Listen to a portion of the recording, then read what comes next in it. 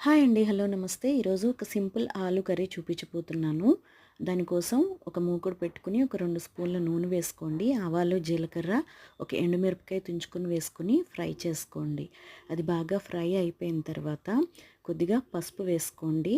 పసుపు కూడా వేసుకొని కలిపేసుకున్న తర్వాత కొద్దిగా కరివేపాకు కూడా వేసుకోండి. కరివేపాకు కూడా వేసుకొని కొంచెం చిటపటమన్నాక మనం తరిగి పెట్టుకున్న ఆలు ముక్కల్ని వేసేసుకొని కలిపేసుకోవాలి.